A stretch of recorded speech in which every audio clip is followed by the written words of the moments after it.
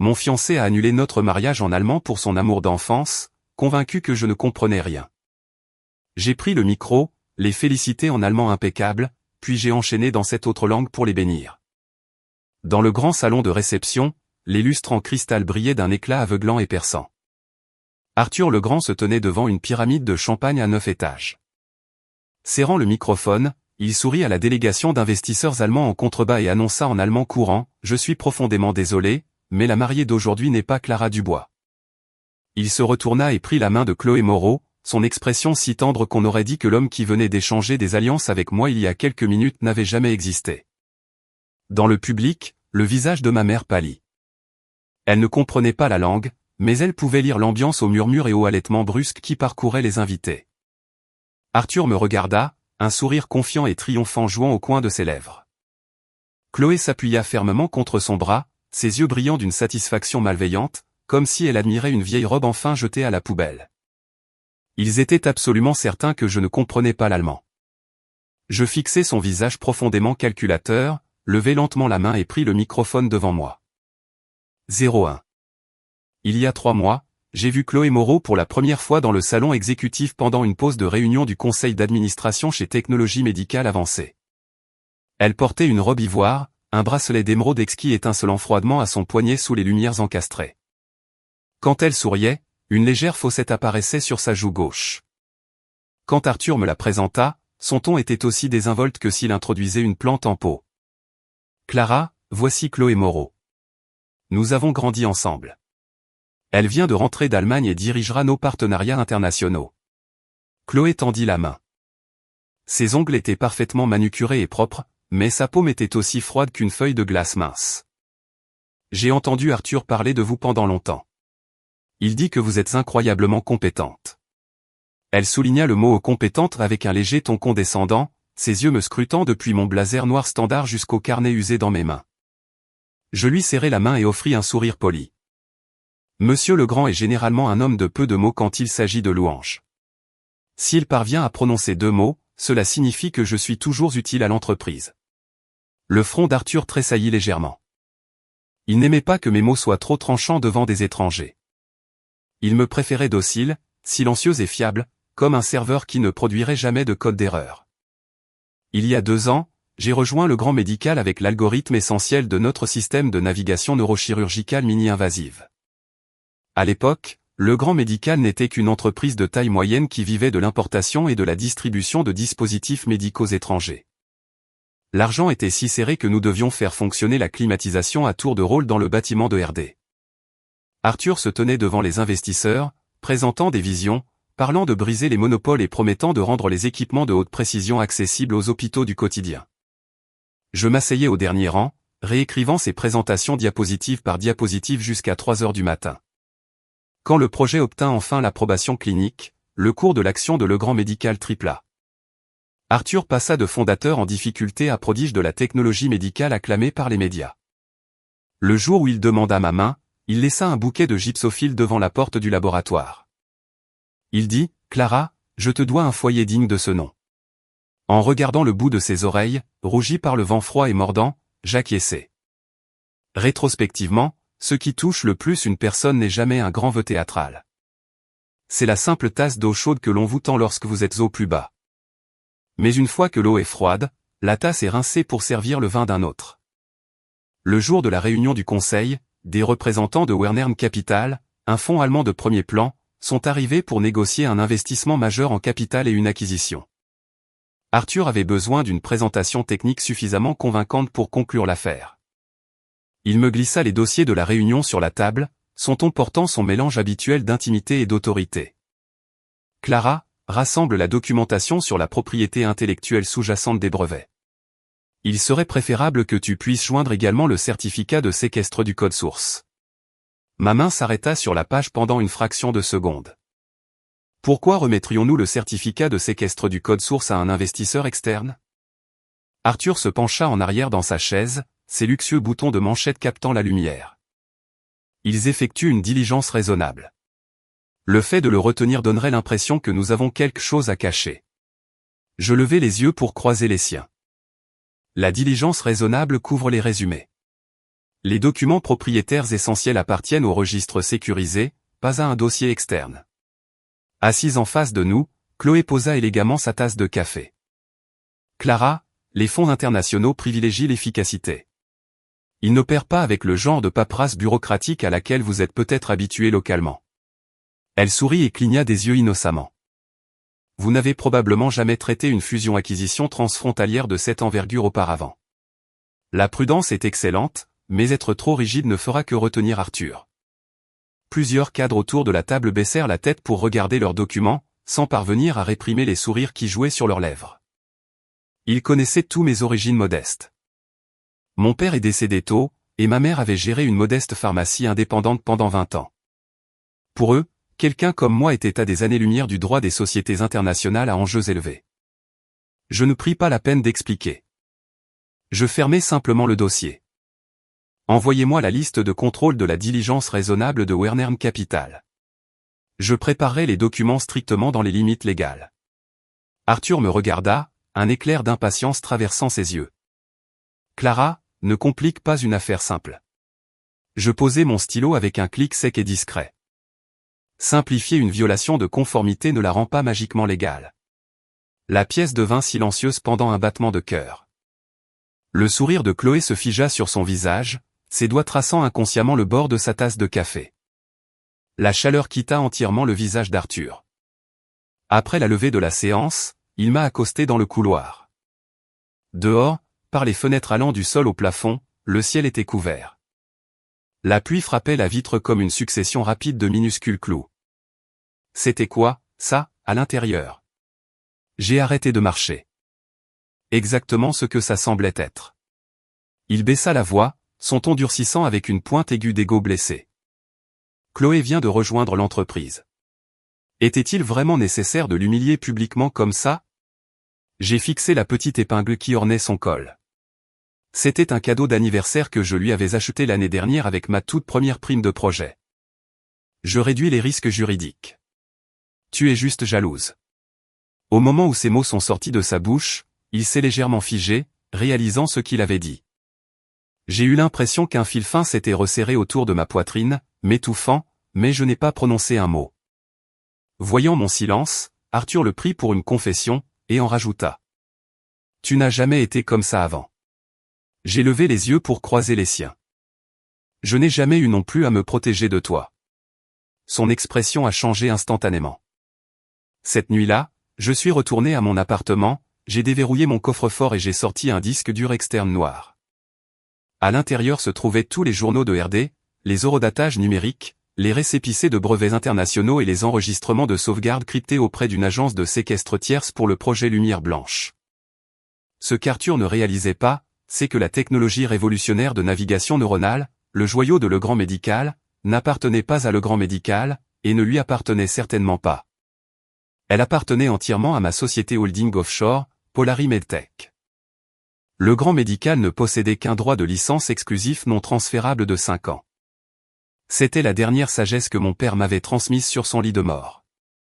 Il avait dit, « Clara, tu peux donner ta gentillesse aux gens, mais tu dois toujours garder ta carte maîtresse. » J'ai remis le disque dur dans le coffre-fort, et une seconde plus tard, l'écran de mon téléphone s'est illuminé. C'était un texto d'Arthur. Dîner de famille demain soir. Ne sois pas en retard. Chloé se joindra à nous. Elle comprend la culture allemande et peut nous aider à gérer les investisseurs. J'ai fixé le texte pendant un long moment avant de répondre par un seul mot. D'accord. Le dîner de famille précédant la fête de fiançailles formelle a eu lieu au domaine Legrand. La mère d'Arthur, Éléonore Legrand, était assise en bout de table. Elle passait distraitement un collier de perles rares d'agaro d'entre ses doigts, sans même prendre la peine de lever les yeux. Clara est là, nota-t-elle platement. Elle ne m'invita pas à m'asseoir. Je posai ma boîte cadeau sur le bord de la table. Madame Legrand, c'est un coffret de thé vert sauvage de première qualité que ma mère m'a demandé de vous apporter. Éléonore leva enfin les yeux, jetant un regard dédaigneux sur la boîte simple et élégante. Quelle délicatesse! Puis, changeant de ton sans effort, ses yeux se posèrent sur les miens. Cependant, notre famille exige généralement des origines certifiées pour les suppléments holistiques. dites à votre mère de ne pas gaspiller son argent la prochaine fois. Si cela s'avère être de la contrefaçon, cela pourrait faire plus de mal que de bien à la santé. Mes doigts se resserrèrent contre le bord du couvercle de la boîte. Arthur, qui était en train de tirer une chaise pour Chloé, fronça simplement les sourcils, mais ne dit absolument rien. Une fois assise, Chloé sourit, intervenant pour calmer le jeu. Madame Legrand ne fait que veiller à la santé de chacun. Je suis sûr que Clara ne s'en formalise pas. Elle sortit ensuite une élégante boîte en velours de son sac de créateur. Je vous ai apporté des suppléments personnalisés d'une pharmacie privée exclusive en Allemagne, Madame Legrand. Le médecin les a formulés spécifiquement sur la base de votre dernier rapport médical. L'expression d'Éléonore s'adoucit instantanément. Elle abandonna complètement ses perles. Oh, Chloé, tu es toujours si attentionnée. Le père d'Arthur, Armand Legrand, était assis à proximité, sirotant son thé. Ses yeux portaient un examen lourd et calculateur alors qu'il se posait sur moi. Clara, j'entends dire que vous n'avez pas été particulièrement coopérative avec la diligence raisonnable de l'entreprise ces derniers temps. Le tintement des ustensiles autour de la table cessa instantanément. Arthur prit une gorgée d'eau, évitant soigneusement mon regard. Je plaçai un morceau de grain dans mon bol. Je suis simplement le protocole de l'entreprise. Armand laissa échapper un rire sec, le couvercle de sa tasse de thé tintant brusquement contre le bord. Les protocoles sont destinés aux étrangers. Vous êtes sur le point de rejoindre cette famille. Est-il vraiment nécessaire de tracer des lignes aussi strictes? Je levai les yeux. Précisément. Parce que nous sommes sur le point d'être une famille, nous ne devrions pas nous exposer mutuellement à des responsabilités inutiles. Éléonore retroussa les lèvres avec dédain. Quel joli discours. Elle laissa tomber son collier de perles sur la table avec un bruit sourd. Arthur a déjà enduré beaucoup de commérages rien qu'en choisissant de vous épouser. Je la regardai directement. Quel genre de commérage? Un éclair de satisfaction malveillante brilla dans les yeux d'Éléonore. Les gens disent que l'héritier de l'Empire Legrand épouse une fille de la Teck sans antécédent et que la famille de la mariée peut à peine se permettre un mariage somptueux. Ma prise sur mes ustensiles resta parfaitement stable. Elle continua, nous ne jugeons pas la situation financière de votre famille. C'est juste que nos cercles sociaux sont entièrement différents et que des mondes différents ont des règles différentes. Chloé baissa immédiatement les yeux, l'air de ne pas supporter d'entendre des vérités aussi dures. Arthur intervint finalement. Maman, laisse tomber. Il dit, laisse tomber, pas, ne dis pas ça. La distinction était comme un couteau émoussé, pas de sang, mais une coupure parfaitement profonde. Éléonore ricana. Ai-je tort? Elle se tourna vers moi, son ton changeant brusquement pour une chaleur artificielle. Clara, après le mariage, votre objectif devrait être de maintenir le domaine Legrand stable. Vous n'avez pas besoin de montrer votre visage lors des réceptions mondaines de notre famille. Je posai mes ustensiles. Pourquoi ça? Éléonore tapota sa doigt manucurée sur la table. Vous ne parlez aucune langue étrangère, et vous n'êtes pas familière avec l'étiquette de la haute société. Sortir avec lui ne servira qu'à distraire Arthur. Chloé se mordit la lèvre doucement. Madame Legrand, Clara fait vraiment de son mieux. Elle fit semblant de me défendre, mais ses yeux dansaient d'un amusement suffisant. Je souris soudain. Qui a dit que je ne parlais pas de langues étrangères? Éléonore se figea. Armand leva les paupières. Les jointures d'Arthur blanchirent autour de son verre. Chloé fut la première à se ressaisir, gardant son sourire impeccablement doux. Vous parlez anglais, n'est-ce pas, Clara? Elle traîna la question, condescendante, m'offrant une porte de sortie honorable. La plupart des jeunes connaissent un peu d'anglais de base de nos jours. C'est parfaitement bien pour les voyages occasionnels. Je la regardai droit dans les yeux. C'est suffisant. Mon ton était entièrement plat, si indifférent qu'elle n'avait plus nulle part où me pousser. Une fois le dîner terminé, Arthur me raccompagna.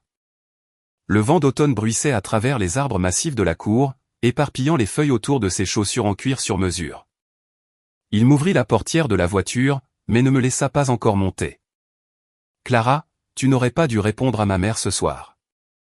Je tournai la tête pour le regarder. Ta mère m'a dit en face que j'étais une honte à fréquenter. Comment étais-je censé répondre exactement? Il se frotta l'arête du nez. Sa génération est juste directe. Elle ne voulait pas faire de mal. Je le regardais pendant 3 longues secondes.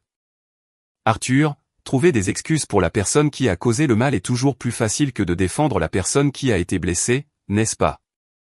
Sa mâchoire se serra fortement. Faut-il toujours que tu fasses paraître les choses si laides? Je ne répondis pas. Il prit une profonde inspiration, adoucissant son ton. Les préparatifs du mariage sont déjà en cours et la délégation d'investissement allemande y assistera. Ne fais pas de scène à un moment aussi critique. En entendant l'expression « délégation d'investissement allemande », un déclencheur mental se brisa dans mon esprit. Alors ce mariage, est-ce aussi juste une performance pour tes investisseurs? Les yeux d'Arthur vacillèrent pendant une fraction de seconde.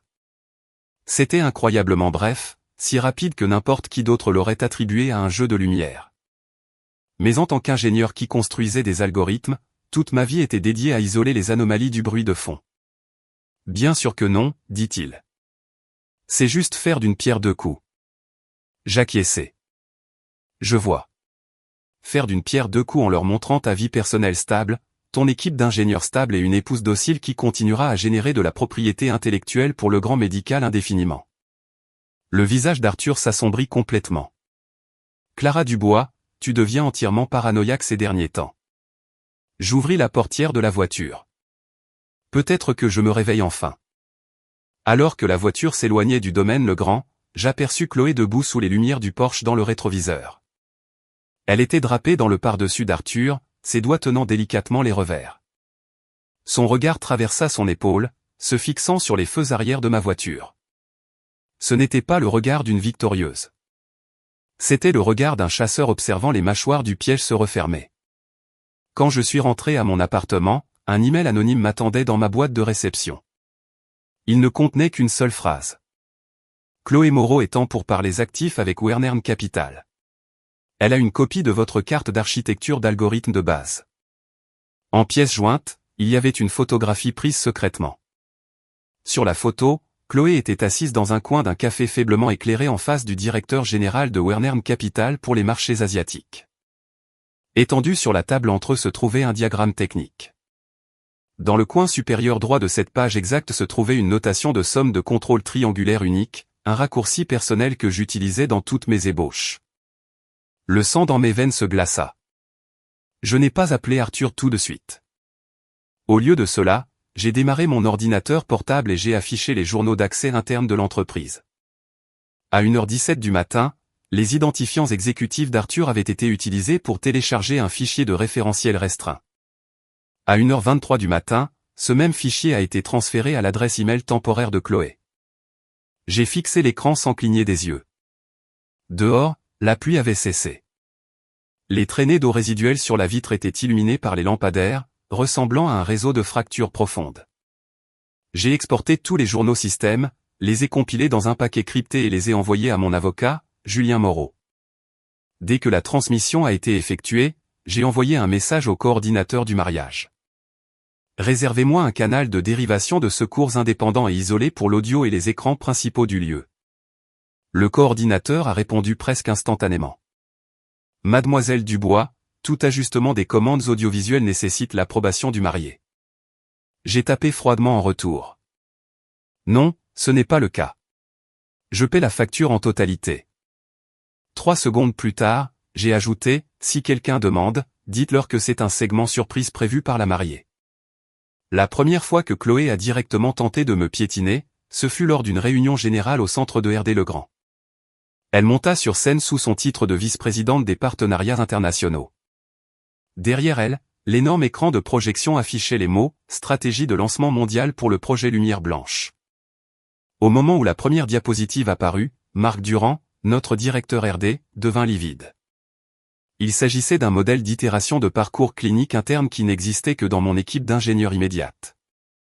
Chloé se tenait au pupitre, sa voix douce et mélodieuse. Ce cadre d'optimisation est une architecture de pointe sur laquelle j'ai personnellement travaillé pendant mon mandat en Allemagne. Il s'aligne parfaitement avec la technologie existante de Legrand Médical. Une légère salve d'applaudissements éclata dans l'auditorium. J'étais assise au 3e rang, tapant doucement mon ongle sur la coudoir. Marc se pencha, sa voix tremblant d'anxiété. Clara, n'est-ce pas la version 5 que nous avons verrouillée et archivée l'hiver dernier? Je gardai les yeux fixés sur Chloé. Oui. Une perle de sueur apparut sur son front. Arthur est-il au courant? Je ne répondis pas car Arthur était assis juste là au premier rang, révisant calmement les notes de l'oratrice que Chloé avait fournies. Son visage était entièrement serein, comme si rien d'anormal ne se passait. Lorsque Chloé atteignit la 3e diapositive, elle m'appela soudain par mon nom. Clara, puisque vous êtes l'une de nos brillantes ingénieures principales, pourquoi ne venez-vous pas présenter à l'équipe les goulots d'étranglement de mise en œuvre de ce cadre? Tous les regards dans la salle se tournèrent instantanément vers moi. Elle avait tendu un piège rhétorique impeccable. Si j'acceptais de parler, je cautionnerais de fait sa propriété du travail.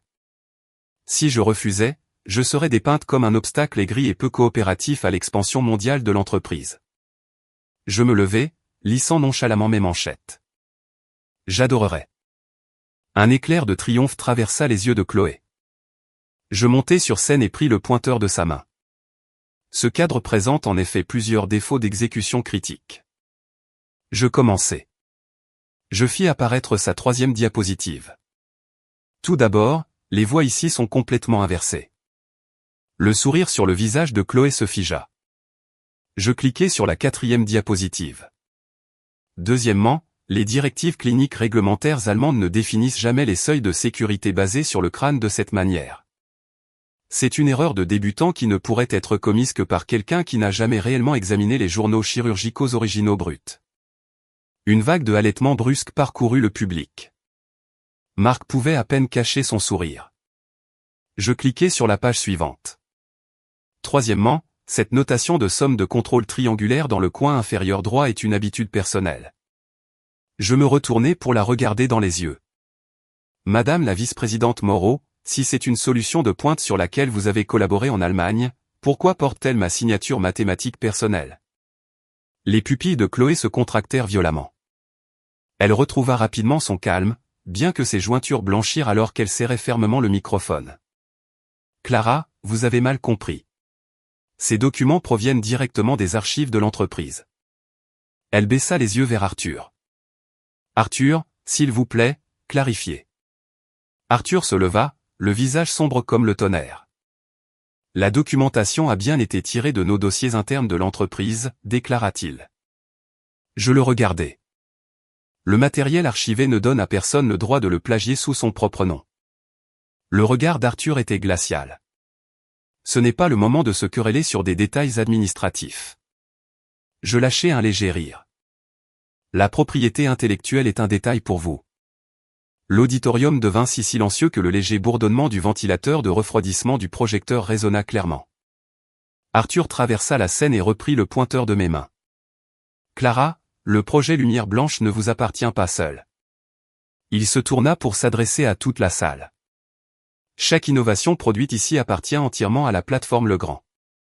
Au moment où ces mots sortirent de sa bouche, les expressions de tous les membres du département RD changèrent. De nombreux ingénieurs baissèrent la tête, leurs doigts s'enfonçant profondément dans les bords de leurs tablettes et de leurs carnets. Les innombrables nuits blanches qu'ils avaient passées, le code qu'ils avaient réécrit, les données cliniques qu'ils avaient méticuleusement suivies, tout cela était entièrement englouti par le mot « plateforme ». En regardant Arthur, il me semblait un parfait étranger. L'homme qui s'asseyait avec moi dans les salles de serveurs froides, mangeant des plats à emporter, avait finalement revêtu la police d'un sociopathe d'entreprise. Même ses yeux étaient devenus calculateurs et détachés. Je n'ai pas argumenté. J'ai simplement repris mon carnet. Je me réserve mes droits sur cette question. L'expression d'Arthur s'adoucit légèrement, visiblement persuadé que je reculais. Chloé laissa échapper un subtil soupir de soulagement, le sourire suffisant retrouvant ses lèvres. Alors que la réunion se terminait et que la foule commençait à s'écouler, Chloé me frôla. Sa voix était un murmure destiné uniquement à mes oreilles, portant le parfum entêtant et doucereux de son parfum de créateur. Clara, qu'importe votre compétence? Arthur a besoin de quelqu'un qui puisse réellement se tenir à ses côtés sur la scène mondiale, pas d'une simple codeuse qui est obsédée par les règles. Je jetai un coup d'œil aux boucles d'oreilles en perles qui pendaient à ses lobes. Et sur quoi, exactement, pensez-vous que cette scène est construite? Elle fit un léger sourire narquois. Le pédigré, les relations, les ressources. Être le genre de femme dont tout le monde sait immédiatement qu'elle s'intègre à son monde. J'acquiesçai lentement. Alors je vous suggère de vous accrocher fermement à cette scène. Son sourcil se haussa d'amusement. Je baissai encore plus la voix. Parce que lorsqu'une scène s'effondre, la chute fait le plus mal. L'amusement quitta complètement le visage de Chloé. Ce soir-là, Arthur est rentré dans notre appartement commun. Il ramenait avec lui une forte odeur d'alcool, sa veste négligemment jetée sur son avant-bras. Il y avait une légère tache de poudre sur son col. J'étais assise à la table de la salle à manger où étaient posés 2 jeux de documents. L'un était la liste des invités au mariage. L'autre était un accord de licence de brevet supplémentaire. Arthur y jeta un coup d'œil, son front se plissant instantanément. « Qu'est-ce que c'est ?» Je lui ai poussé l'accord de licence. Si le grand médical souhaite continuer à utiliser l'architecture de base du projet Lumière Blanche, nous devons redéfinir les limites de la licence. Il laissa échapper un rire sec comme s'il venait d'entendre la blague la plus absurde. Nous nous marions la semaine prochaine et tu essaies de me parler de droit de licence. Le mariage ne change pas la propriété des actifs de l'entreprise. Arthur jeta sa veste sur le canapé, un mélange lourd d'épuisement et d'irritation se répandant sur son visage. Clara, faut-il absolument que tu sois si rabat-joie? Je levai les yeux vers lui. Quand tu as remis mes données propriétaires à Chloé, as-tu pris le temps de considérer que cela pourrait être un rabat-joie pour moi? Sa bouche tressaillit. Elle prépare juste la tournée internationale. Elle a besoin de se familiariser avec la technologie. Elle a mis son propre nom dessus. Ce n'est que de l'emballage professionnel pour les investisseurs. En l'écoutant, j'avais envie d'éclater de rire. C'était fascinant de voir comment le langage des entreprises pouvait transformer le vol en emballage, la trahison en levier stratégique et l'humiliation publique en franchise. C'était un miracle comment le langage pouvait transformer un poignard en baguette, faisant passer la personne qui vous poignardait pour quelqu'un qui organisait un dîner. Je remis le document dans sa pochette. Puisque vous refusez de le signer, je procéderai par les voies légales formelles. L'attitude d'Arthur s'effondra complètement. Il fit un pas violent en avant, claquant ses paumes sur le bord de la table. L'eau de mon verre ondula violemment. « Tu me menaces ?» Je fixai le dos de ses mains. Les veines étaient saillantes. C'étaient les mêmes mains qui m'avaient jadis délicatement ouvert des bouteilles d'eau gelée au milieu de la nuit pendant de longues journées de laboratoire. Considérez-le comme un rappel. Il me regarda, la chaleur dans ses yeux s'éteignant complètement jusqu'à ce qu'il soit froid et vide. « Clara, ne me force pas la main ici. » Je remis le document dans sa pochette. « Tu as déjà fait ton choix. Il n'est pas resté cette nuit-là. » Au moment où la porte d'entrée s'est refermée, l'appartement est devenu complètement vide, comme si l'air avait été aspiré de la pièce. J'ai pris l'élégante invitation de mariage posée sur la table basse. Les lettres dorées en relief indiquant « Le mariage d'Arthur Legrand et Clara Dubois » brillaient aveuglément sous les lumières. J'ai sorti mon téléphone, j'ai pris une photo de l'invitation et je l'ai envoyée à Julien. Le jour du mariage, je veux procéder à une conservation publique des preuves. La réponse de Julien est arrivée en quelques secondes. Êtes-vous certaine de vouloir transformer votre propre mariage en un champ de bataille juridique? J'ai regardé par la fenêtre les lumières de la ville en contrebas. Il a construit la scène d'exécution. Je ne fais que monter au micro. Une semaine avant le mariage, le grand médical annonça officiellement la signature d'une lettre d'intention stratégique avec Wernern Capital. La conférence de presse eut lieu au Centre de Congrès International de la Baie. En tant qu'architecte principal du projet Lumière Blanche, j'étais désigné à une place dans le coin du 2e rang. Chloé était assise en évidence à côté d'Arthur, le panneau devant elle, affichant fièrement son titre, vice-présidente des partenariats internationaux. Chaque fois que les caméras de presse balayaient la tête de la table, elle se penchait légèrement, capturant parfaitement un moment où Arthur ajustait tendrement son oreillette de traduction. Les journalistes dans la salle commencèrent immédiatement à chuchoter avec excitation. Assise dans mon coin obscur, je regardais la bande-annonce promotionnelle qui tournait en boucle sur le grand écran principal. Les images de moi passant des nuits blanches à calibrer le matériel de diagnostic avaient été entièrement supprimées. Les clips de Marc et de son équipe menant des essais cliniques sur le terrain avaient disparu. Il ne restait qu'Arthur debout sous les lumières chirurgicales serrant la main des médecins et Chloé souriant élégamment tout en conversant en allemand avec des dignitaires étrangers. Arthur monta sur scène pour prononcer son discours. Le projet Lumière Blanche représente le sang, la sueur et les larmes de tous les membres de Legrand Médical, proclama Théil. Il fit une pause, son regard dérivant vers mon coin, et nous devons une dette de gratitude à notre équipe internationale qui est intervenue à un moment critique pour donner au projet une vision véritablement mondiale. Un tonnerre d'applaudissements éclata. Chloé baissa les yeux avec un sourire modeste comme si elle avait personnellement porté cette vision mondiale à travers l'océan sur ses propres épaules. Pendant la réception cocktail après la conférence, Monsieur Herman, le représentant principal de Wernern Capital, s'approcha de moi, un verre de champagne à la main. C'était un homme d'une 50aine d'années, ses cheveux argentés impeccablement coiffés, ses yeux vifs et perspicaces. Chloé l'accompagnait, intervenant pour lui servir de guide. Monsieur Herman, voici Clara Dubois, l'un des membres de notre équipe RD. Elle omit délibérément le mot « chef ». Monsieur Herman me salua par une phrase formelle en allemand. Chloé me regarda, un sourire poli sur le visage alors qu'elle traduisait en anglais avec une lenteur exagérée. Monsieur Herman dit qu'il est très heureux de vous rencontrer. Elle me traitait comme un accessoire décoratif qui nécessitait un traducteur pour fonctionner. Arthur se tenait non loin, me lançant un regard d'avertissement. Je fis un sourire poli et répondis directement à Monsieur Herman en allemand impeccable et courant. Le plaisir est entièrement le mien, Monsieur Herman. C'est un privilège rare de rencontrer un directeur de fonds qui insiste pour auditer les données cliniques brutes avant de finaliser la diligence raisonnable. Les yeux de Monsieur Herman s'illuminèrent d'un intérêt soudain. Le sourire sur le visage de Chloé semblait que quelqu'un avait appuyé sur le bouton pause. Ses doigts tressaillirent, faisant onduler le champagne dans sa flûte en une fine ligne dorée. La pomme d'Adam saillante d'Arthur remua nerveusement. Monsieur Herman pivota instantanément vers un dialecte allemand beaucoup plus rapide. « Vous parlez allemand, mademoiselle Dubois ?» Je souris faiblement. Assez pour lire des contrats juridiques et certainement assez pour savoir quand quelqu'un me ment droit dans les yeux. Monsieur Herman jeta un regard calculateur à Chloé. Chloé força les coins de sa bouche à se relever avec une immense difficulté. « Clara, vous n'avez jamais mentionné que vous parliez couramment l'allemand. » Je la regardai droit dans les yeux.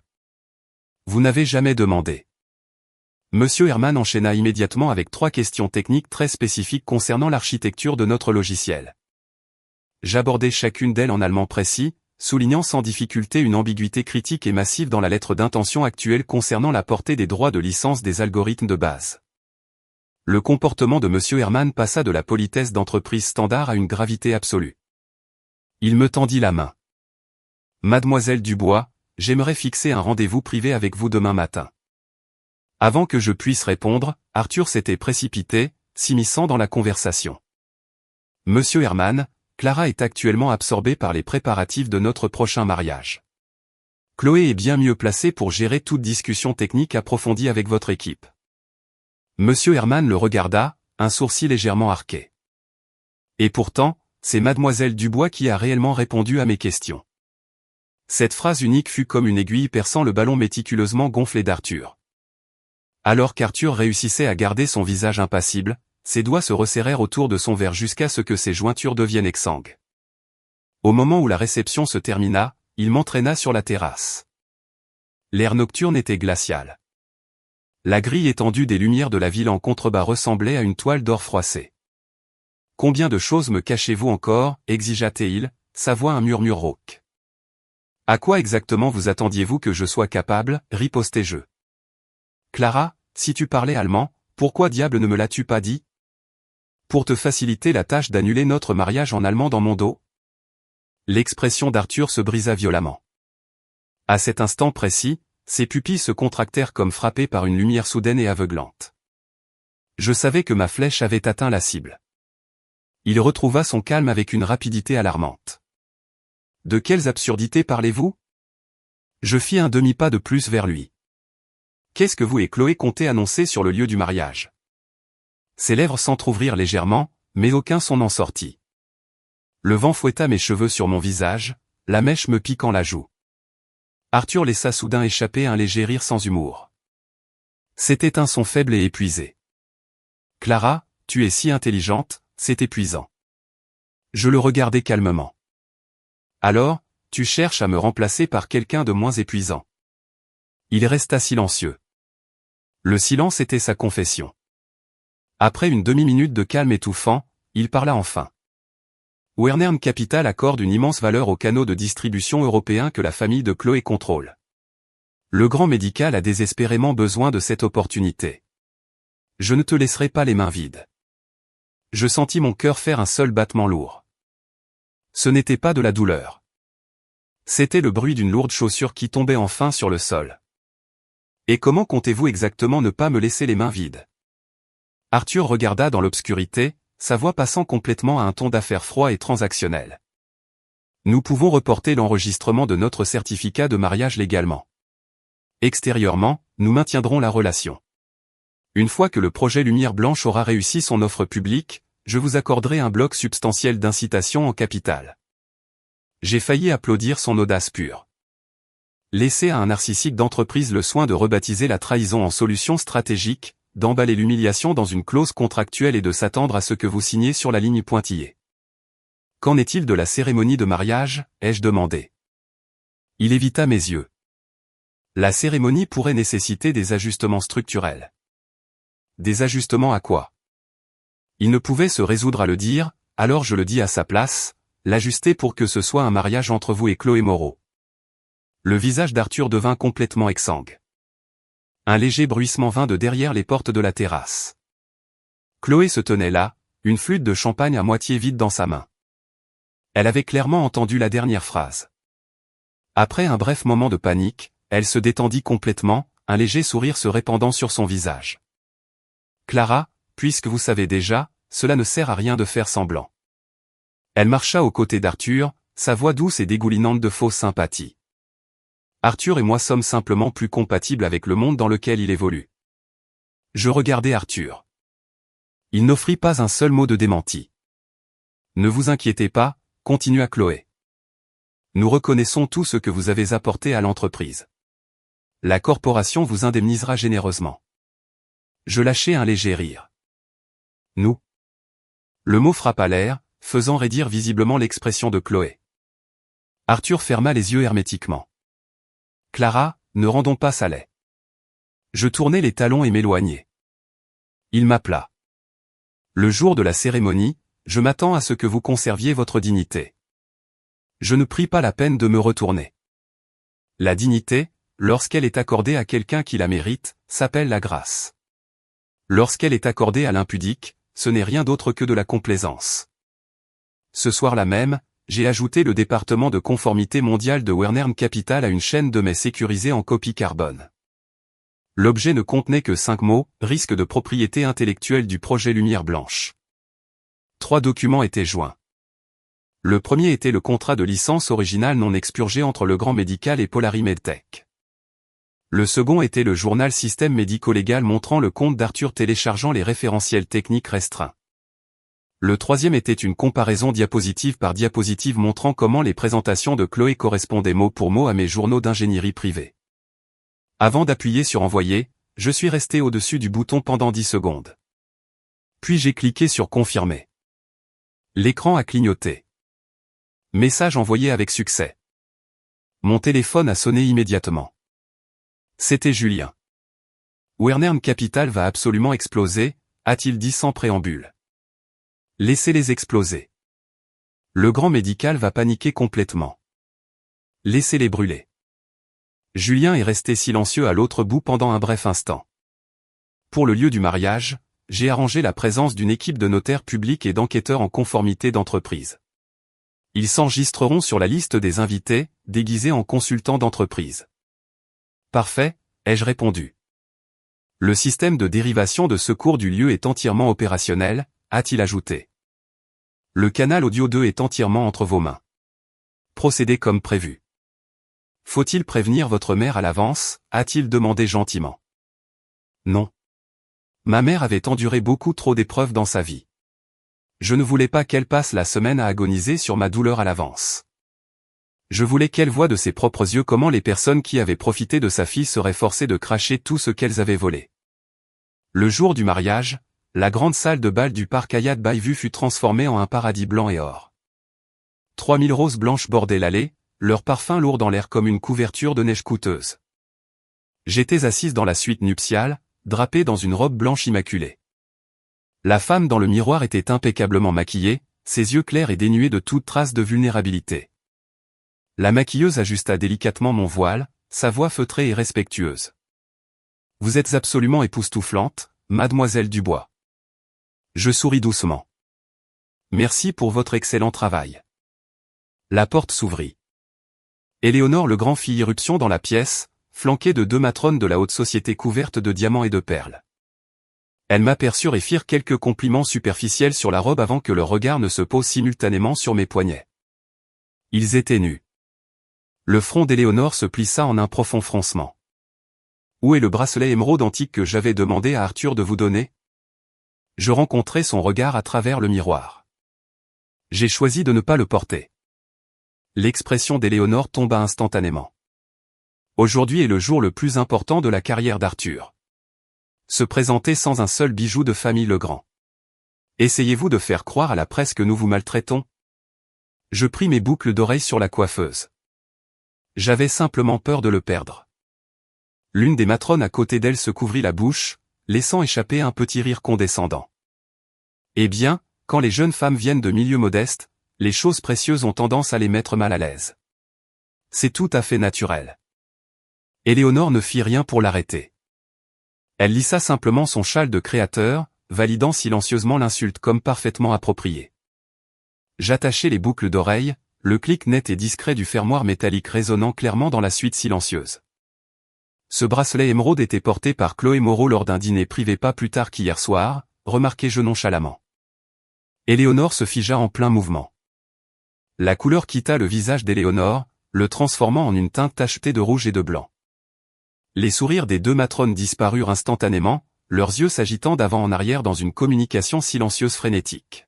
« Je ne porte pas de choses qui ont déjà été utilisées par d'autres, dis-je, ma voix entièrement égale. » La mâchoire d'Éléonore tressaillit. Chloé essayait simplement de l'ajuster. Je me levai, la traîne en cascade de ma robe s'étalant autour de mes pieds comme de l'eau soyeuse. Je ne parlais pas du bijou. La pièce plongea dans un silence suffocant. Les lèvres d'Éléonore tremblèrent de rage, mais avant qu'elle ne puisse éclater, la voix du directeur de mariage résonna de derrière la porte. « Madame Legrand, la cérémonie est sur le point de commencer. » Éléonore prit une profonde inspiration, réprimant de force sa fureur. Clara Dubois n'osait pas embarrasser la famille Legrand aujourd'hui. Je regardai son reflet une dernière fois. Ne vous inquiétez pas, les personnes qui seront embarrassées aujourd'hui ne seront pas moi. Elle ne saisit pas le double sens, supposant que c'était de la simple fierté tenace. Soufflant de frustration, elle se retourna et claqua la porte derrière elle. Ma mère, Anne Dubois, attendait sur un banc devant le salon exécutif. Elle portait une élégante robe de soirée en soie bleu marine que je lui avais achetée. Ses cheveux étaient coiffés en un chignon classique et ses mains serraient fermement une petite enveloppe blanche immaculée. Au moment où elle me vit apparaître, elle se leva immédiatement. Clara. Ses yeux se remplirent de larmes, mais elle força un sourire fier et radieux. Si ton père te voyait aujourd'hui, il serait si incroyablement heureux. Je m'approchai et l'enlaçai. Ses épaules semblaient fragiles, et le contour de ses os sous le tissu de soie fit naître une vive douleur dans ma poitrine. Maman, quoi qu'il arrive là-bas dans quelques minutes, je veux que tu restes assise. Elle cligna des yeux, surprise. Que veux-tu dire? Qu'est-ce qui va se passer? Je lui remis doucement une mèche de cheveux derrière l'oreille. Je suis sur le point de régler une vieille dette. Anne me regarda, une profonde inquiétude obscurcissant progressivement ses yeux. Clara, s'il te plaît, ne te laisse pas subir d'autres injustices. Je souris rassurante. Je ne le ferai pas. La vraie injustice, c'est quand on tient le fourreau de la lame, et pourtant on tend volontiers le poignard à quelqu'un d'autre pour qu'il nous coupe. 10 minutes avant la cérémonie, un message de Marc est arrivé. Clara, les notaires sont en place. Le directeur de la conformité mondiale de Wernern Capital est également arrivé. Ils sont assis à la table 12. J'ai répondu, reçu. Un SMS de Julien a suivi immédiatement. La dérivation avait du lieu et complètement verte. Le canal audio 2 est actif et câblé à votre pack. J'ai répondu, exécuté comme prévu. La dernière notification est venue d'un numéro international non répertorié. Mademoiselle Dubois, ici la division de la conformité mondiale de Wernern Capital. Nous avons vérifié le dossier de preuves préliminaires que vous avez fourni. Nos représentants tiendront un registre indépendant des procédures sur place. J'ai glissé mon téléphone dans ma pochette de mariée et j'ai levé les yeux pour voir Arthur debout à l'extrémité du couloir. Il était vêtu d'un smoking noir élégant, sa posture impeccable, c'est très indéniablement beau. Si l'histoire s'était arrêtée là, il serait toujours le marié parfait aux yeux du monde. Il s'approcha de moi, son regard s'attardant un instant sur mon visage. Clara, après aujourd'hui, nous pourrons enfin recommencer tous les deux. J'ai regardé droit dans ses yeux. Quand vous dites recommencer, de quelles deux personnes parlez-vous? Le col d'Arthur se resserra légèrement alors que sa gorge remuait. Vous comprendrez très bientôt. J'ai acquiescé lentement. Vous aussi. Son front se plissa avec une brève note de confusion. Les premiers accords de la marche nuptiale commencèrent à résonner dans le couloir. Les immenses doubles portes du grand salon de réception s'ouvrirent lentement. Chaque invité présent tourna la tête pour me regarder entrer. Les projecteurs aériens baignaient la pièce d'une lumière éclatante. Au bout de l'allée blanche se tenait Arthur.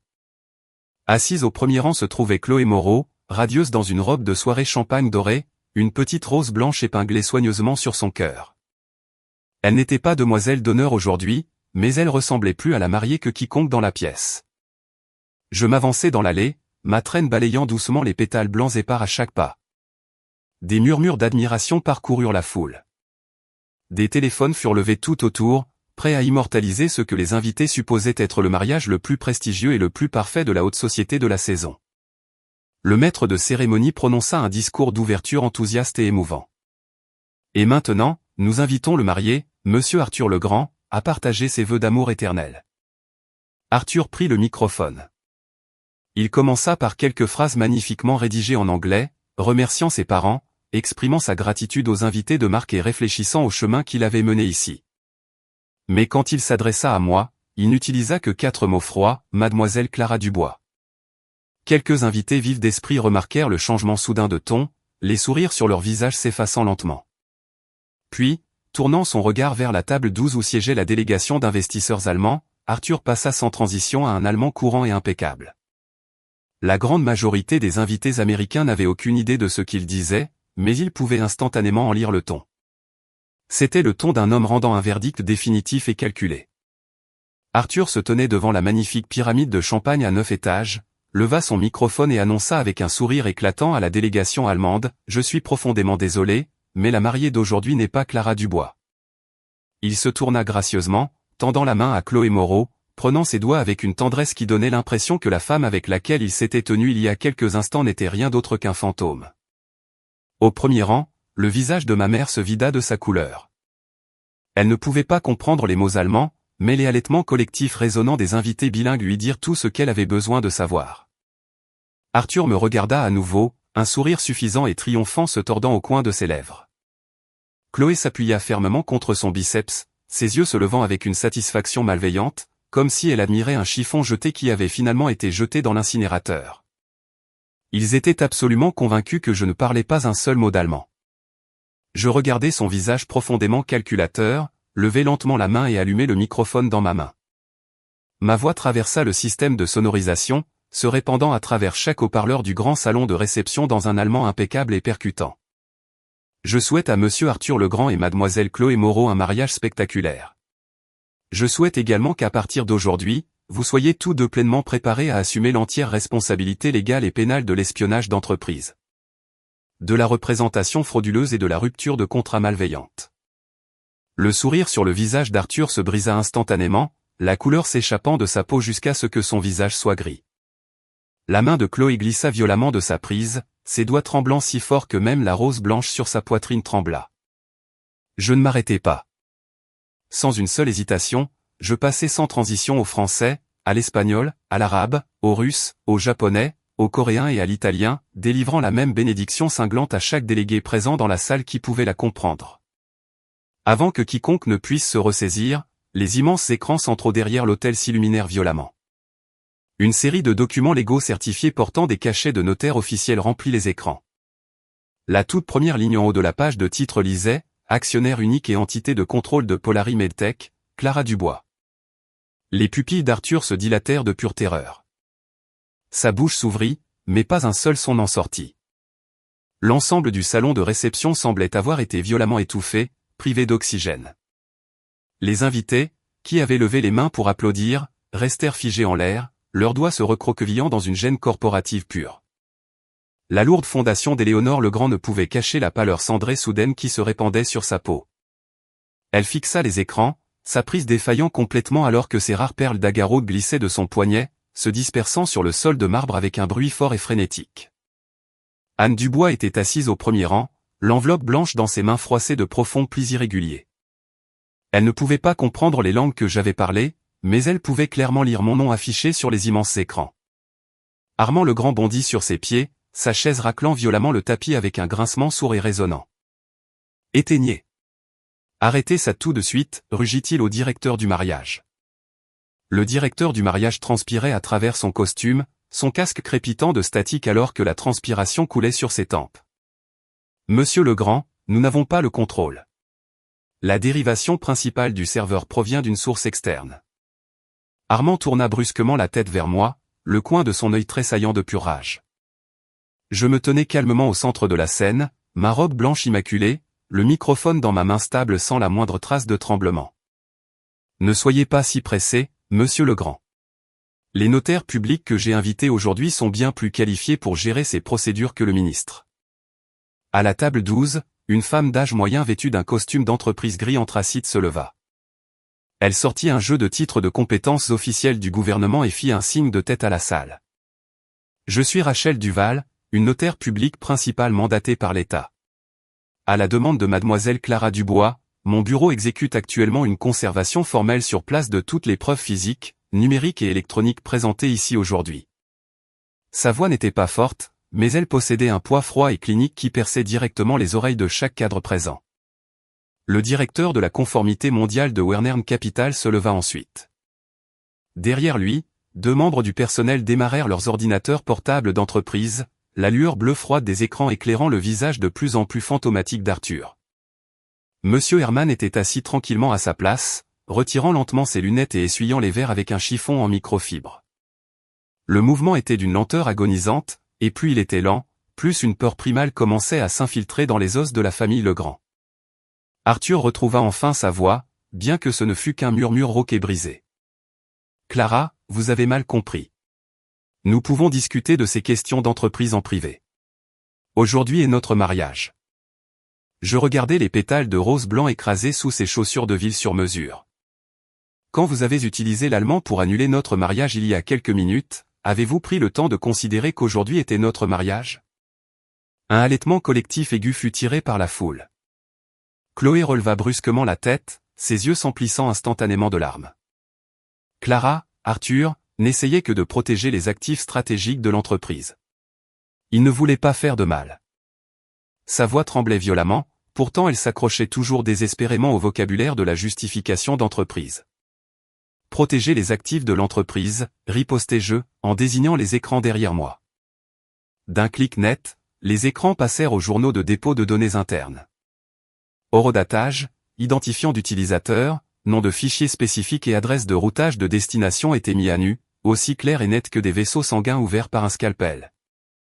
Arthur Legrand, vous avez utilisé vos identifiants de président administratif pour télécharger des fichiers de base propriétaires archivés et les avez transférés vers la boîte de réception de consultation privée de Chloé Moreau. Chloé Moreau, vous avez systématiquement retiré mon nom de la documentation de la tournée internationale, le remplaçant entièrement par une version falsifiée de votre propre histoire professionnelle.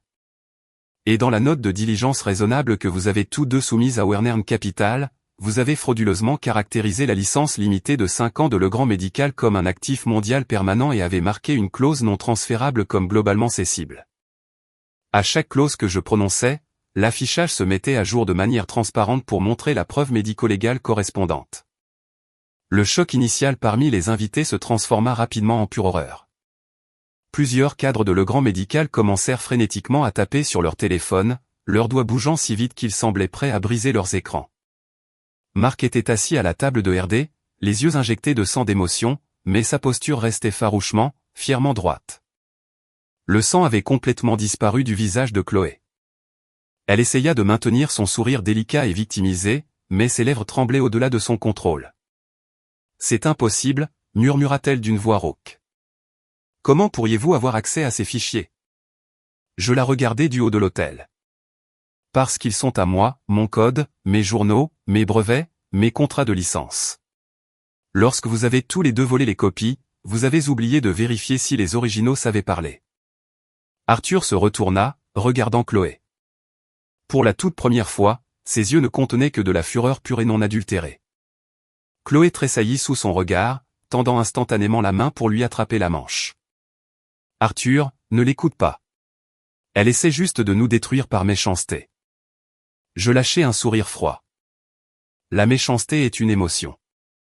Les preuves sont un fait. Julien se leva de son siège dans la section VIP. Vêtu d'un élégant costume 3 pièces, il tenait une épaisse liasse de documents juridiques à la main.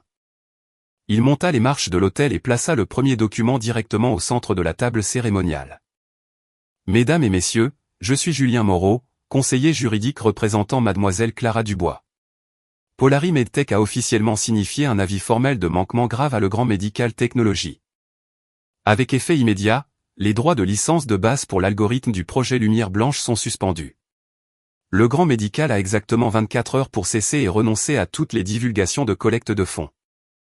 Les promotions marketing et les transactions commerciales liées à cette propriété intellectuelle.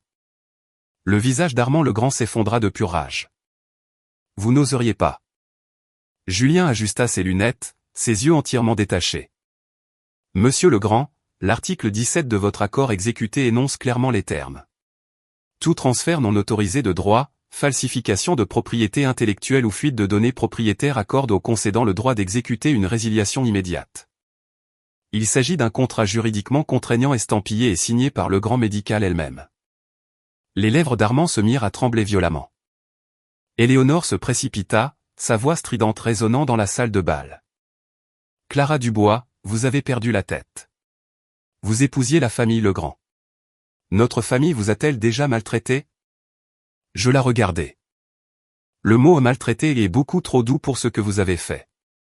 Éléonore se figea. Vous avez vécu des innovations que j'ai construites, utilisé mes brevets propriétaires pour obtenir des centaines de millions en financement, puis vous vous êtes retourné et avez raillé que mon pédigré n'était pas assez élégant pour vos cercles. Vous vouliez ma technologie. Vous vouliez ma stabilité. Vous vouliez que ma mère reste tranquillement assise au dernier rang et sourie sur commande. Mais vous avez refusé que mon nom n'apparaisse jamais sur la scène. Madame Legrand, vous ne m'avez pas maltraité. Je fis une pause, laissant le silence planer. Vous m'avez traité comme une mine d'or déverrouillée. La bouche d'Éléonore s'ouvrit, un léger halètement rauque s'échappant de sa gorge. La pièce entière tomba dans un silence terrifiant. Monsieur Herman se leva finalement de la table 12. Son anglais avait un accent prononcé, mais chaque syllabe tombait comme un bloc de fer. Wernern Capital suspend par la présente toutes les négociations d'acquisition et de partenariat avec Legrand Medical Technologies indéfiniment. Les épaules d'Arthur s'affaissèrent visiblement. Il regarda Monsieur Herman, son visage affichant une expression désespérée et suppliante pour la toute première fois de sa vie. Monsieur Herman, s'il vous plaît, donnez-moi l'opportunité d'expliquer. Monsieur Herman le regarda avec un dédain absolu. Expliquez-le à nos avocats. La diffusion en direct du mariage avait été coupée, mais les smartphones de 300 invités ne pouvaient être arrêtés. En 10 minutes, la nouvelle que le mariage Legrand avait dégénéré en une scène d'exécution d'entreprise s'était répandue comme une traînée de poudre dans le secteur financier de Bayview. Le directeur des relations publiques de Legrand Medical fit irruption dans le grand salon de réception, le front trempé de sueur alors qu'il serrait 2 téléphones qui vibraient continuellement. Monsieur Legrand, la presse financière nous submerge. Le régulateur boursier vient d'émettre une enquête d'urgence. Arthur resta figé sur la scène, son smoking impeccable, mais sa peau était aussi blanche que s'il venait d'être tiré d'une rivière glacée. Il tourna les yeux vers moi, un mélange chaotique de fureur, de choc et d'une terreur primale qu'il ne pouvait réprimer scintillant dans son regard. Clara, avez-vous réellement l'intention de détruire Legrand Medical? Je le regardai sans la moindre trace de pitié. Legrand Medical a été poussé de la falaise par vos propres mains. J'ai simplement essuyé la saleté du panneau d'avertissement au bord pour que tout le monde puisse voir à quel point c'était dangereux. Chloé éclata soudain en sanglots bruyants et hystériques. Elle s'effondra sur ses genoux, s'enfonçant sur le tapis blanc de l'allée. Sa robe de créateur champagne doré s'étala autour d'elle comme une flaque d'écaille ternie. Clara, j'avais tort. Je suis tellement désolé. Elle leva les yeux vers moi, les larmes coulant sur son visage, bien que son maquillage restât méticuleusement intact. Même au milieu d'une crise de nerfs, cette femme calculait ses meilleurs angles. Je l'ai fait uniquement parce que j'aime tellement Arthur. Je la regardais.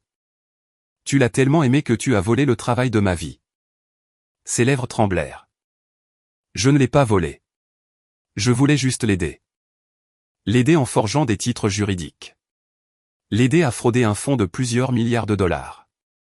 L'aider à m'humilier publiquement lors de notre propre cérémonie de mariage en utilisant une langue que vous supposiez que je ne pouvais pas comprendre. À chaque question que je posais, ses épaules s'affaissaient davantage. Finalement, elle baissa la tête, ses larmes éclaboussant le dos de ses mains. Je ne savais honnêtement pas que ce serait si grave, gémit-elle. Je m'accroupis pour que mes yeux soient à son niveau. Une étincelle d'espoir s'alluma soudain dans son regard, supposant que j'allais enfin montrer une certaine douceur féminine. Ne pas anticiper les conséquences ne vous absout pas d'avoir à les affronter, murmurai-je doucement. La lumière dans les yeux de Chloé se brisa complètement. Julien s'avança, lui tendant un deuxième acte de procédure. Mademoiselle Chloé Moreau, vous êtes officiellement poursuivie pour détournement de secrets commerciaux, fausses déclarations et concurrence déloyale. Notre bureau a déjà obtenu une injonction temporaire du tribunal et a soumis un rapport formel aux organismes de réglementation fédéraux. Ses doigts effleurèrent les documents juridiques, et elle retira sa main violemment comme si elle venait de toucher du fer blanc chaud. « Arthur » cria-t-elle, se tournant vers lui. Arthur ne bougea pas d'un pouce pour l'aider. Il se tenait là, la regardant avec une expression complexe et sombre, comme s'il réalisait pour la toute première fois combien de ronces vénéneuses étaient emmêlées sous les racines de sa douce amie d'enfance. Le visage de Chloé devint translucide. Elle réalisa enfin que dans une alliance construite uniquement sur l'avidité mutuelle, l'amour est la toute première chose à se dissoudre lorsque les actifs s'effondrent. Éléonore se précipita pour la relever, mais Armand lui attrapa violemment le bras, la traînant en arrière. « N'avez-vous pas déjà fait assez de spectacles » siffla-t-il. La bouche d'Éléonore trembla. « Alors qu'est-ce qu'on est censé faire » Armand tourna les yeux vers moi, les muscles de sa mâchoire tendus. « Mademoiselle Dubois, nommez vos conditions. » Au moment où ces trois mots sortirent de sa bouche, l'armure aristocratique fière de la famille Legrand se brisa en poussière. Je me relevai. Premièrement, le grand médical publiera des excuses publiques non censurées reconnaissant formellement que toute la propriété intellectuelle et l'architecture de base du projet Lumière Blanche appartiennent entièrement à Polari Medtech. Le visage d'Armand se tordit. Des excuses publiques de cette nature feront absolument s'effondrer le cours de notre action. Votre cours de l'action n'est pas ma responsabilité. Vos divulgations frauduleuses le sont. Deuxièmement, Chloé Moreau sera immédiatement destituée de tous ses titres et fonctions au sein de Legrand Médical et coopérera pleinement à l'enquête. Chloé releva la tête, la pure terreur fracturant ses yeux comme de la glace qui se brise. Troisièmement, Legrand Médical paiera l'intégralité des dommages-intérêts liquidés et des pénalités légales énoncées dans notre accord de licence. Arthur grinça des dents. Les dommages-intérêts liquidés spécifiés dans ce contrat s'élèvent à 30% des bénéfices nets totaux de Legrand Médical de l'exercice fiscal précédent. Votre mémoire est excellente. Sa poitrine se souleva violemment alors qu'il luttait pour respirer. Et quelle est la quatrième condition ? Je regardai Arthur. Annuler cette farce de mariage. Rembourser chaque dollar que ma partie a contribué aux dépenses du lieu et de l'événement et Arthur Legrand s'excusera personnellement et publiquement auprès de ma mère. L'expression d'Arthur se transforma en une humiliation déchirante. Le forcer à s'excuser auprès de moi était quelque chose que son ego pourrait éventuellement tolérer, mais le forcer à baisser la tête et à s'excuser auprès d'une femme ordinaire de la classe ouvrière qu'il avait passé toute sa vie à mépriser. C'était un couteau qui coupait directement au cœur de son identité. Au premier rang, ma mère se leva. Sa voix tremblait, mais elle était parfaitement claire. « Clara, ma chérie, ta maman n'a pas besoin de ses excuses. » Je me retournai pour la regarder. « Si, tu en as besoin, maman. Il ne s'agit pas d'un simple « je suis désolé ». C'est le respect humain fondamental qu'ils te doivent. » Les yeux d'Anne devinrent cramoisis. Elle pressa ses lèvres en une ligne serrée, et après un long moment, elle se rassit lentement. Arthur me regarda, des veines éclatant dans ses yeux. Faut-il vraiment que tu pousses les choses à un tel extrême? Je lâchai un léger rire. Quand vous vous êtes levé là-haut et avez utilisé l'allemand pour annoncer que vous remplaciez la mariée, avez-vous laissé une seule échappatoire pour moi? Il ferma les yeux. Quelques secondes plus tard, il traîna les pieds pour se tenir devant ma mère. Chaque caméra de smartphone dans la salle de bal suivait son mouvement. Sa colonne vertébrale était parfaitement droite, mais ses doigts tremblaient de manière incontrôlable. Madame Dubois, je suis profondément désolé. Anne le regarda, la profonde tristesse dans ses yeux se durcissant lentement en un détachement absolu. Monsieur Legrand, dit-elle, sa voix complètement formelle et distante. Ma fille n'a jamais été destinée à être un tremplin pour l'empire de votre famille. Le visage d'Arthur devint livide. Cette déclaration le frappa plus durement que toute preuve juridique que j'avais produite, car elle venait de la personne même qu'il jugeait entièrement insignifiante. Alors que les invités commençaient à quitter le mariage ruiné, personne n'osait parler au-dessus d'un murmure, tout le monde avait l'air de sortir d'un procès pénal de haut niveau, gardant leur pas léger alors qu'ils traversaient le tapis. Je retournai à la suite nuptiale pour enlever la robe de mariée. Alors que la fermeture éclair glissait, je ne versai pas une seule larme. J'ai simplement plié soigneusement la robe de soie de plusieurs milliers de dollars et l'ai remise dans sa housse. La maquilleuse, les yeux rouges d'émotion, m'aida à défaire le voile et les accessoires capillaires. Mademoiselle Dubois, ce que vous avez fait là-bas était incroyable. Je regardais mon reflet, mon rouge à lèvres maintenant complètement effacé. Ce n'était pas incroyable, répondis-je doucement. J'ai simplement refusé de les laisser profiter de moi une seconde de plus. Le lendemain matin, le Grand Médical Technologie a ouvert ses portes à la limite inférieure. Les autorités réglementaires ont émis une enquête d'urgence exigeant que la société clarifie la propriété du titre du projet Lumière Blanche, explique si les divulgations faites concernant Wernern Capital étaient frauduleuses et justifie les omissions importantes dans ses états financiers. La place devant le siège social de Le Grand Médical était complètement envahie de journalistes. Arthur a été acculé par la presse à l'entrée du garage des cadres, les flashs illuminant son visage jusqu'à ce qu'il paraisse presque transparent.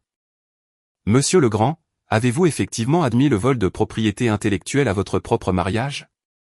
Monsieur Legrand, mademoiselle Chloé Moreau a-t-elle complètement fabriqué ses références de recherche internationale?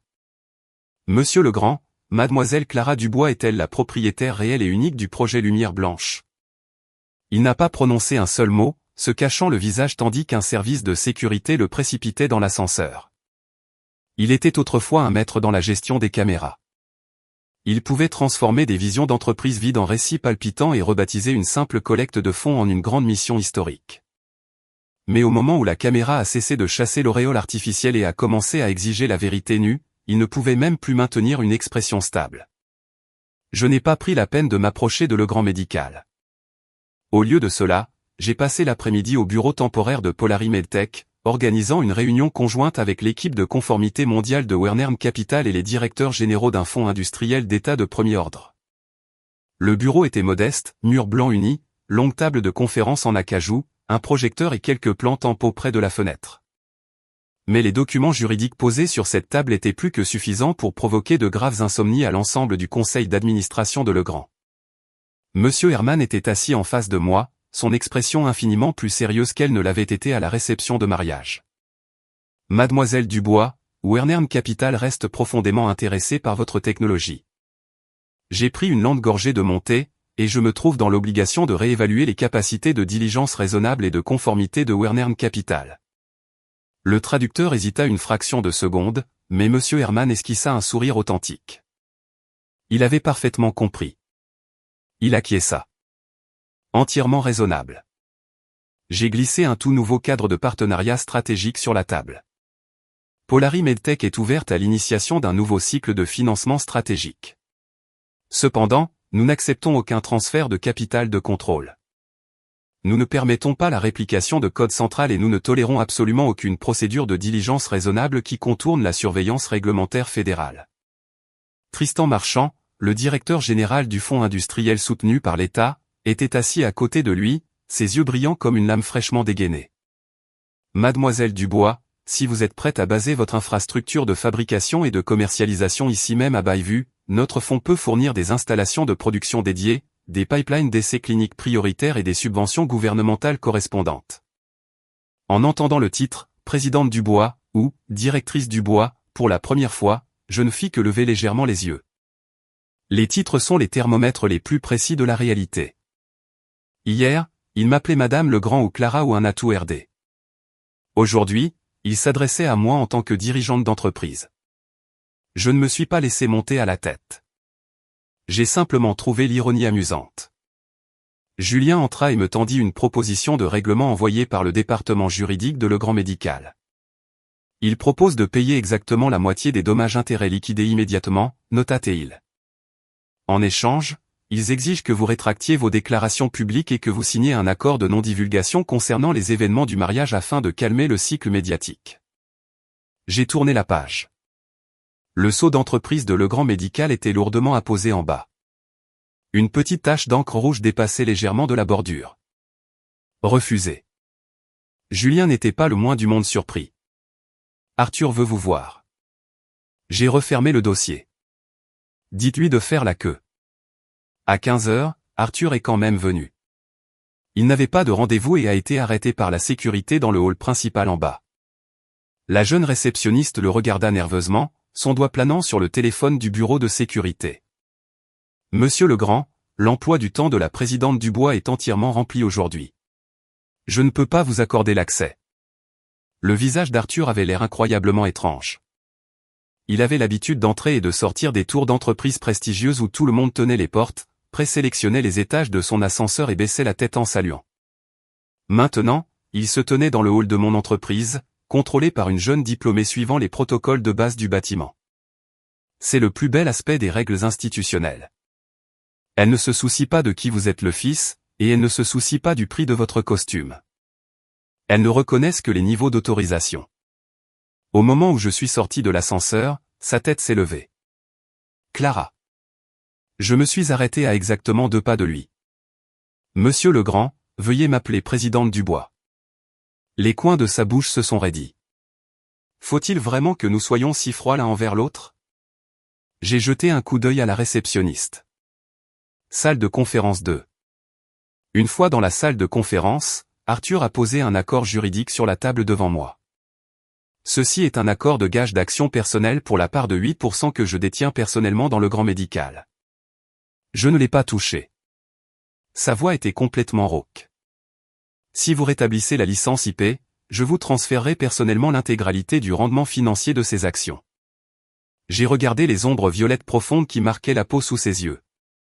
En moins de 24 heures, il semblait avoir vieilli de 5 ans. Le capital restant de Legrand Médical vaut-il même assez pour couvrir vos pénalités légales à ce stade? Sa gorge s'est éclaircie nerveusement. Nous pouvons négocier les termes. Vous avez dit exactement la même chose hier, lui ai-je rappelé, et votre définition de la négociation exigeait que je me taise. Les muscles du visage d'Arthur se sont tendus brusquement. J'admets que j'ai fait une erreur, a-t-il finalement avoué. Mais le projet Lumière Blanche ne peut pas être arrêté. Si la ligne de développement gèle, Legrand Médical fera faillite. J'ai pris mon verre d'eau mais je n'ai pas bu. Que Legrand Médical survive dépend entièrement de la manière dont votre conseil gère ses responsabilités pénales. Cela ne dépend pas du fait que je me laisse saigner à blanc par votre famille un jour de plus. Un éclair d'une profonde et véritable agonie apparut dans ses yeux. Clara, quand j'ai fait ça sur le lieu du mariage, je n'avais pas explicitement l'intention de vous humilier. J'ai levé les yeux pour croiser les siens. Si, vous l'aviez. Il est tombé complètement silencieux. Je l'ai disséqué calmement et cliniquement. Vous avez choisi l'allemand parce que vous étiez absolument certain que je ne comprendrais pas un mot. Vous avez choisi de l'annoncer devant vos principaux partenaires d'investissement parce que vous vouliez me coincer dans un coin où je n'avais aucune marge de manœuvre pour riposter. Et vous avez pris la main de Chloé parce que vous avez supposé que même si j'étais publiquement rejeté, j'avalerais l'humiliation pour le bien du projet, pour le bien de ma réputation professionnelle, et pour la tranquillité d'esprit de ma mère. Les traits d'Arthur se sont lentement dissous en une expression de défaite grise et absolue. La seule variable que vous n'avez pas réussi à calculer, c'est que j'ai compris chaque mot, et vous avez oublié que je ne suis pas la licence que vous tenez dans vos mains. Je suis la source de la licence elle-même. La salle de conférence est devenue d'un froid glacial. Arthur baissa la tête, ses mains serrant les bords de la table jusqu'à ce que ses ongles deviennent d'un blanc éclatant. Après un long silence angoissant, sa voix se brisa en minuscules morceaux fracturés. Est-ce que tu m'as jamais vraiment aimé? Je l'ai regardé. La question arrivait beaucoup trop tard, et elle me semblait entièrement souillée. Oui. Ses cils tremblèrent légèrement, c'est précisément pourquoi j'ai continué lorsque vous avez commencé à me saper. Je n'ai pas immédiatement déposé de plainte pour vol d'entreprise. Mais vous avez confondu ce dernier lambeau de grâce avec le signe que j'étais une proie facile. Le dernier vestige de lumière dans les yeux d'Arthur s'éteignit complètement. Il se leva, les pieds de sa chaise émettant un grincement aigu contre le sol. En atteignant la porte, il s'arrêta à mi-chemin. La famille de Chloé a essayé de la faire sortir du pays ce matin. La restriction de vol ordonnée par le tribunal est entrée en vigueur à minuit, répondis-je platement. Elle ne va nulle part. Sa silhouette se raidit. J'ajoutai une dernière remarque. Dites-lui que le terminal international n'est pas un billet d'absolution. Chloé Moreau a été interceptée au poste de contrôle de sécurité VIP de l'aéroport international de Bayview. Elle portait des lunettes de soleil de créateur surdimensionnées et un masque médical, vêtue d'un ensemble en tricot gris discret, accompagnée de 2 assistants engagés par sa famille. Elle supposait qu'elle pouvait gérer ce désastre comme elle avait géré toutes les erreurs de son passé, fuyant le pays jusqu'à ce que la richesse de sa famille puisse discrètement aplanir les remous juridiques. Lorsque la sécurité de l'aéroport lui a poliment demandé de s'écarter, elle a maintenu son ton doux et innocent caractéristique. Y a-t-il une sorte de malentendu? Mais au moment où les agents fédéraux ont affiché l'injonction du tribunal, ses lunettes de soleil ont glissé sur son nez, révélant une paire d'yeux fortement injectés de sang et paniqués. Je voyage juste pour affaires. Mademoiselle Moreau, vous êtes un défendeur principal dans un procès actif pour détournement de secrets commerciaux. Le tribunal fédéral a émis une restriction de voyage d'urgence. Plusieurs voyageurs dans la file VIP ont reconnu son visage et des caméras de smartphone ont été instantanément levées. Sous le regard des objectifs, la couleur restante a complètement quitté la peau de Chloé. Elle a finalement sombré dans la terreur pure. J'ai besoin de passer un appel. Elle a composé le numéro d'Arthur. Pas de réponse. Elle a composé le numéro d'Éléonore. Toujours pas de réponse.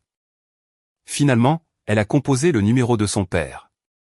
Lorsque l'appel a été connecté, la seule chose qui a rencontré son oreille était une voix fatiguée, profondément réprimée.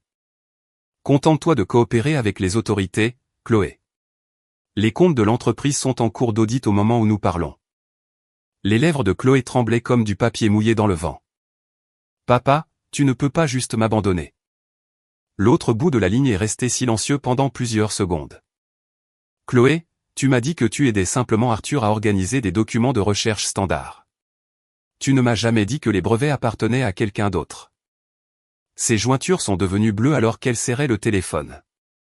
À cet instant précis, elle a dû enfin comprendre ce que cela faisait d'être libérée comme une responsabilité. Elle avait passé toute sa vie à croire que sa lignée familiale, ses liens d'enfance et son éducation étrangère d'élite lui donnaient le droit de piétiner sans effort la décennie de travail acharné de quelqu'un d'autre. Maintenant que la boue éclaboussait ses propres jupes de créateur, elle découvrait à quel point c'était vraiment sale. Je n'ai pas pris la peine d'aller à l'aéroport.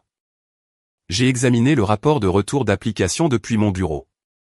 Dans les clichés de surveillance joints, Chloé était assise sur un banc devant la salle d'interrogatoire, les épaules effondrées, ressemblant à une fleur abîmée par une tempête torrentielle. Allons-nous accepter ces excuses, demanda Julien, jetant un coup d'œil depuis son bureau. J'ai tourné une page de notre nouveau traité de coopération industrielle. Je n'accepte pas les excuses privées. Elle ne me doit pas de larmes. Elle me doit une clarification publique. Ce soir-là même, Chloé a publié une vidéo de déclaration publique. Dans la séquence, son visage était entièrement nu, ses paupières fortement gonflées, ses lèvres complètement exsangues. Elle a lu la déclaration mot pour mot, j'admets formellement que pendant mon emploi chez Legrand Medical Technology, j'ai utilisé des matériaux de recherche propriétaires appartenant à Mademoiselle Clara Dubois et Polari Medtech pour des tournées internationales sans autorisation et j'ai fait des déclarations frauduleuses concernant mon implication personnelle dans la technologie de base. J'adresse mes plus profondes excuses à Mademoiselle Clara Dubois et à toute l'équipe d'ingénierie R&D du projet Lumière Blanche. Je coopérerai pleinement avec toutes les enquêtes judiciaires et réglementaires et accepterai l'entière responsabilité légale. 10 minutes après la mise en ligne de la vidéo, Marc m'a envoyé une capture d'écran de notre chat de groupe d'ingénieurs. Les développeurs qui avaient été forcés au silence amer pendant des mois inondaient complètement le canal avec une seule phrase, « La présidente Dubois est la meilleure de tous les temps ». En regardant l'écran, la tension dans ma mâchoire s'est finalement relâchée en un léger sourire. Ce n'était pas parce que Chloé avait baissé la tête. C'était parce que les ingénieurs dont les noms avaient été volés étaient enfin vus par le monde. La liquidation de Legrand Médical est arrivée encore plus vite. Suite à l'enquête d'urgence, les régulateurs fédéraux se sont rendus directement au siège social pour auditer leur système. Plusieurs cadres qui avaient participé à la falsification de données ont été suspendus. Le directeur des relations publiques a remis sa démission. Armand Legrand a été complètement pulvérisé par ses actionnaires lors d'une réunion d'urgence du conseil. Les petits actionnaires tapaient sur les tables, lui criant droit au visage, « Vous et votre fils pathétique avez traîné toute notre capitalisation boursière dans la tombe pour couvrir un scandale personnel. » Les veines d'Armand éclataient sur son front, mais il ne pouvait prononcer un seul mot de défense car les preuves médico-légales que j'avais affichées étaient tout simplement trop dures. C'était si solide que même les meilleures relations publiques ne pouvaient le fissurer. Le troisième jour, Legrand Médical a déposé un document officiel public. Suite à une enquête interne, la société reconnaît que tous les droits de technologie de base pour le projet Lumière Blanche résident exclusivement chez Polari Medtech. Les déclarations antérieures faites par la société contenaient des inexactitudes importantes. La société a initié une restructuration immédiate et présente ses excuses formelles à Polari Medtech et à mademoiselle Clara Dubois. Cet après-midi-là même, Arthur Legrand a démissionné de son poste de directeur général de Legrand Médical. Sur la photographie du communiqué de presse, il était assis à l'extrémité de la table du conseil d'administration, les yeux vides. Les documents de démission devant lui n'avaient que quelques pages d'épaisseur, pourtant il semblait que cela lui avait définitivement brisé le dos. Éléonore Legrand m'a appelé une fois. Sa voix avait complètement perdu cette tonalité aristocratique élevée. « Clara, s'il te plaît. Ta tante veut te voir juste une fois. » Je gardais les yeux fixés sur les plans de notre nouvelle usine de production. « Madame Legrand, nous n'avons aucune affaire personnelle à discuter. » Elle est devenue frénétique. Arthur n'a ni mangé ni dormi depuis 3 jours. Il sait qu'il a eu tort. J'ai encerclé un secteur du parc industriel avec mon stylo rouge. Les adultes ne règlent pas leurs responsabilités légales en sautant des repas. Éléonore s'est étouffée avec ces mots. Pouvez-vous simplement regarder l'histoire que vous avez partagée tous les deux et lui accorder une pause? J'ai posé mon stylo. Madame Legrand, votre fils s'est réveillé hier avec des biens immobiliers de luxe, des véhicules sur mesure, des millions en capital et une équipe d'avocats d'affaires de haut niveau. Si je n'avais pas conservé ma propre carte maîtresse, dites-moi, que me serait-il resté après cette cérémonie de mariage? L'autre bout de la ligne est resté silencieux. J'aurais été étiqueté comme une femme instable et émotive qui a saboté une acquisition de plusieurs millions de dollars par jalousie. Ma mère aurait été raillée par tout votre cercle de la haute société. Ma décennie de recherche en ingénierie aurait été remaniée comme le CV brillant de Chloé Moreau. Et toute ma vie aurait été réduite à une seule phrase dans vos cercles, elle était simplement trop sensible. La respiration d'Éléonore est devenue rauque. Alors, n'osez pas me demander pourquoi je ne lui accorderai pas de répit, murmurai-je doucement. Demandez-lui plutôt s'il a jamais envisagé de me laisser une seule issue. J'ai raccroché le téléphone. Dehors, par la fenêtre, le soleil couchant pesait sur l'horizon de la ville comme un bloc de fer brûlant. Je pensais soudain à mon père. S'il était encore en vie, il serait probablement assis devant sa pharmacie indépendante, préparant lentement une tasse de thé fort et disant, une fois les comptes réglés, regardez vers l'avenir. J'ai mis mon téléphone en mode silencieux et j'ai continué ma réunion. Un mois plus tard, Polari Medtech a officiellement signé un traité de partenariat stratégique tripartite avec le Fonds d'innovation industrielle de Bayview et Wernern Capital. Le gala de signature s'est tenu au même endroit, le centre de congrès international de Bayview, dans le même grand salon de réception, sous les mêmes lustres en cristal. La seule différence était que l'oratrice principale sur la scène centrale aujourd'hui était moi. Je portais un tailleur pantalon blanc sur mesure, mes cheveux tirés en un chignon bas élégant et professionnel. Il n'y avait pas de bijoux à $1 million autour de mon cou, seulement une broche vintage en argent épinglée à mon revers. C'était une vieille pièce laissée par mon père, ses bords argentés polis et brillants par des années d'usure. Assis au premier rang se trouvaient d'éminents capital risqueurs, des neurochirurgiens de renom, des médias financiers, des régulateurs fédéraux et ma mère. Anne portait sa robe de soirée en soie bleu marine, sa posture fièrement droite. Ses yeux ne quittaient jamais mon visage, comme si elle imprimait cette image exacte dans ses propres os. Je me tins devant le pupitre et ouvris la première diapositive. L'objectif du projet Lumière Blanche n'a jamais été de tisser un beau récit pour le capital risque. Son seul but est d'éliminer les risques réels au niveau du millimètre que les chirurgiens affrontent chaque jour dans la salle d'opération. L'auditorium était silencieux. Pas un seul cadre ne regardait son téléphone car tous les participants savaient que la femme debout sur cette scène détenait la source absolue de la technologie. J'ai présenté des métriques cliniques brutes, des cadres de conformité cartographiés et démontré comment la production localisée pouvait réduire considérablement les coûts tout en maximisant la sécurité chirurgicale. Il n'y avait pas de slogan théâtraux, pas de démagogie émotionnelle. Chaque graphique et flux de données était suffisamment robuste pour résister à l'audit le plus hostile. Lorsque j'ai conclu, les applaudissements ont duré plusieurs minutes.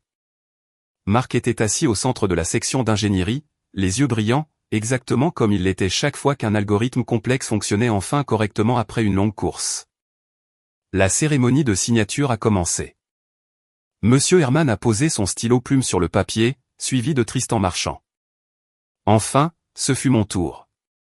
Quand j'ai signé le nom de Clara Dubois, la pointe de mon stylo n'a pas hésité une fraction de seconde. Ce trait d'encre n'était pas une signature auxiliaire attachée à l'actif d'un mari. C'était moi qui replantais mon propre nom dans le sol de mon propre empire. Pendant la séance de questions-réponses, un journaliste a levé un microphone.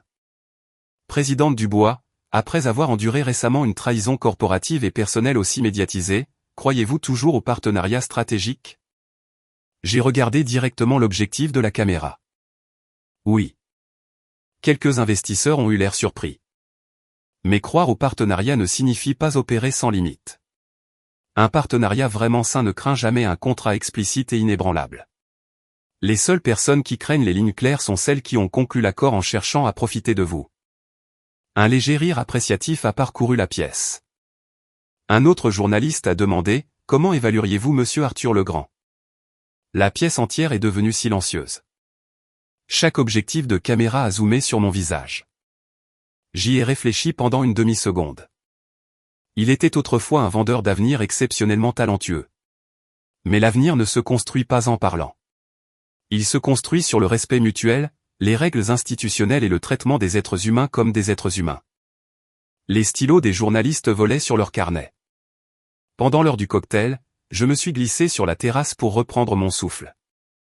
La brise du soir portait le premier soupçon de chaleur du début de l'été. Des pas résonnèrent derrière moi. Je tournai la tête et vis Arthur se tenir à quelques pas.